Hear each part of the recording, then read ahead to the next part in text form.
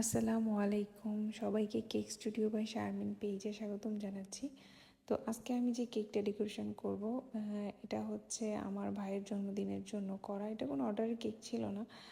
আর তো এই কেকটার video shoot করব এটাও ভাবি নাই, হয়তো বা করা হতো না ভিডিওটা, কিন্তু হঠাৎ করে মনে হলো যে না, এই কেকের ভিডিওটা করা উচিত। তো এটা মনে হওয়ার কারণটা কি সেটাও আমি আপনাদের সাথে শেয়ার করব। যখন আমি ভাবলাম যে ভাইয়ের জন্য একটা কেক বানাবো, তখন আমি আমার ছেলের সাথে শেয়ার করি বিষয়টা যে কালকে তো তোমার মামার জন্মদিন, তো আমি একটা কেক বানাবো, বলো তো কেকটা কি ডিজাইন করা যায়। তখন আমার ছেলে বলল যে কেকটা হবে হোয়াইট কালার। তারপরে বললাম যে শুধু হোয়াইট হবে, আর কোনো কালার হবে না? তারপর বললো যে ব্ল্যাক হবে। তো তো আমি ডিসাইড করলাম যে ঠিক আছে, হোয়াইট আর ব্ল্যাকের মধ্যেই করব আমি তোমার মামার কেক। বললো ঠিক আছে। তারপরে আমি তাকে আবার জিজ্ঞেস করলাম যে ওইটাতে আর কি কি দেওয়া যায় বলো তো। তখন সে বলল যে এটাতে ব্ল্যাক কালারের বাটারফ্লাই দিতে হবে, তারপরে ওটাতে ফুল দিতে হবে। তো আমার ছেলের বয়স 2.5 বছর, আর সে পেটের ভিতর থেকেই কেক বানানো দেখে দেখেই এতটুকু বড় হয়েছে। এই জন্যই হয়তো বা ওর আইডিয়াটা অনেক বেশি সুন্দর। তো ও যেভাবে যেভাবে বলছে আমি ওইভাবেই করছি। আর এই কেকটা করতে আমার একটু ঝামেলা বেশি হয়েছে, যেহেতু সে বলছে যে কেকটা কিভাবে হবে। তো আমার কেকের কাজে শুরু থেকে শেষ পর্যন্ত সবসময় ও আমার পাশে ছিল, আর ওকে কন্ট্রোল করে আবার কেকের কাজ করাটাও একটু কঠিন ছিল।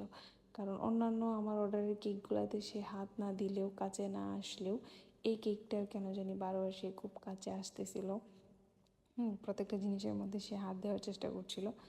তো এই কেকটাতে আমি এখানে যেহেতু আমি কালো কালারের বাটারফ্লাই ইউজ করব, তো এখানে আমার কাছে ওই স্টিকার নন ইটেবল যে স্টিকার বাটারফ্লাইগুলো হয় ওইগুলো ছিল না, আর সময়ও খুব কম ছিল। আমি যে স্টিকারগুলো করিয়ে আনবো ওই টাইমও ছিল না আমার হাতে। তো ভাবলাম যে, আর আমি কালো ফন্ডেন্ট দিয়েও চাচ্ছিলাম না বাটারফ্লাই দিতে। কালো ফন্ডেন্ট আমার একদমই পছন্দ না, এটাতে অতিরিক্ত পরিমাণে ফুড কালার থাকে।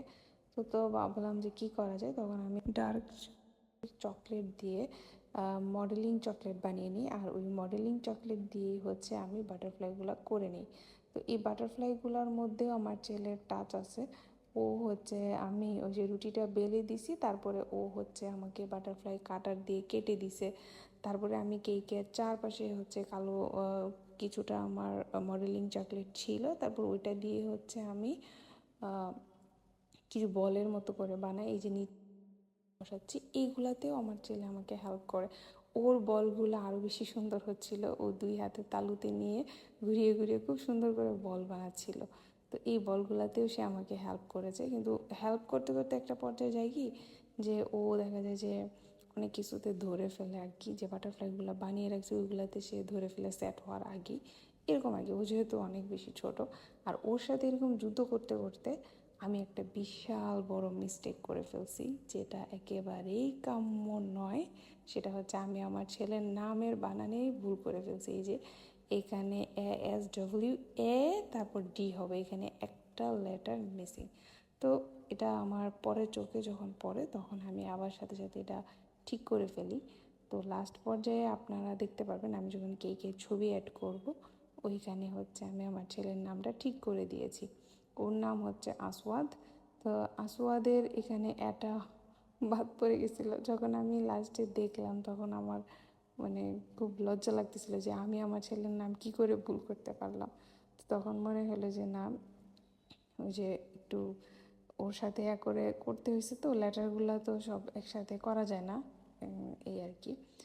আর ও ডিসাইড করে যে কেকের মধ্যে কি নাম থাকবে। সে আমাকে বলে যে এটাতে মামার নাম থাকবে, আমার নাম থাকবে। তো এখানে বিপ্লব এবং আসওয়াদ, এই জন্য আমি তাদের দুজনের নামই অ্যাড করে দিলাম। থ্যাংক ইউ এতক্ষণ ভিডিওটা দেখার জন্য।